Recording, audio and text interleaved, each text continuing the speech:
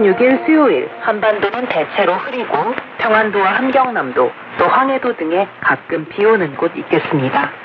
낮 기온은 평양 30도, 개성 29도, 함흥 34도, 청진 28도를 비롯해 서울 28도, 부산 28도로 예상됩니다.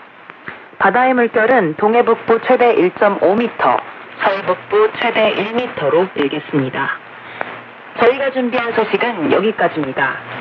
이 방송은 BBC 코리아 인터넷 홈페이지에서 다시 들으실 수 있습니다. 청취해주신 여러분 고맙습니다.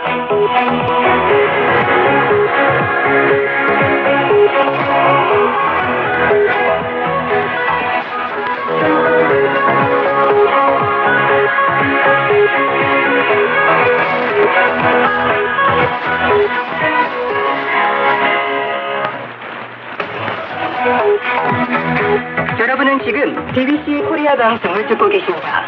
이 방송은 화상 제작됐으며 밤 9시 30분 단파 라디오 5875kHz와 7530kHz에서 밤 12시 30분부터 새벽 2시 30분까지 7355kHz, 9390kHz, 그리고 12095kHz에서 들으실 수 있습니다.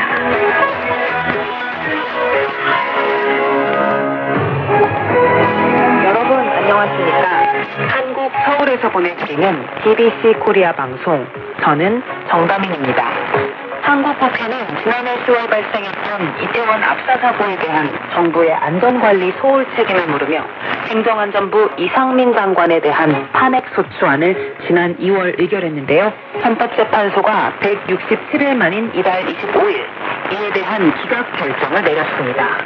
끊이지 않는 무력 분쟁과 빈곤 속에 의료 예산이 충분하게 확보되지 않은 나라에서 임산부와 태아, 신생아 등이 적절한 의료 봉사를 받지 못해 사망하고 있다는 국제기구 유엔의 통계가 나왔습니다. 북한이 24일 밤 동해상으로 탄도미사일 2발을 발사한 것과 관련해 미국과 유엔이 유엔 안전보장이사회 결의에 대한 명백한 위반이라고 비판했습니다. BBC 코리아 방송 지금 바로 시작합니다. 먼저 오늘의 주요 소식 차득인 기자가 전해드립니다.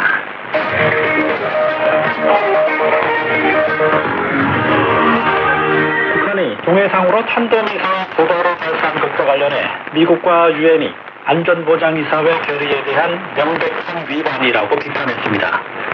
유엔은 24일 북한의 숙냐 단거리 탄도미사일 발사에 대해 한반도의 긴장이 고조되는 것을 여전히 우려하고 있다며 국제사회는 북한의 긴장 완화와 안보리 결의의 완전한 이행을 거듭 촉구한다고 밝혔습니다.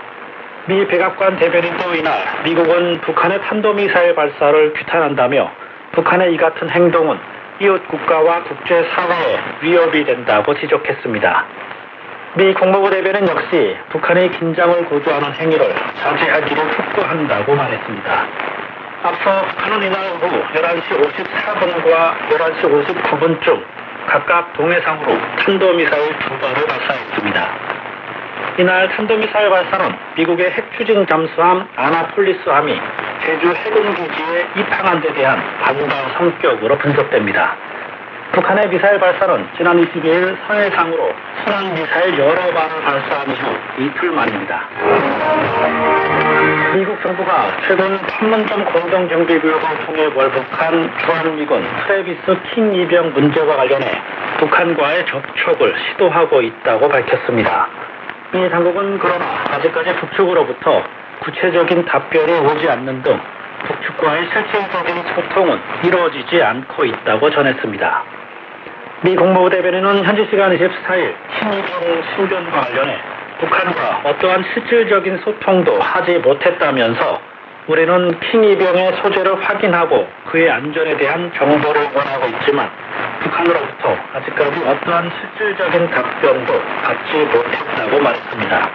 특히 그는 북한과의 소통은 초기에 있었고 지난주 이후 북한과의 새로운 연락은 없었다고 설명했습니다.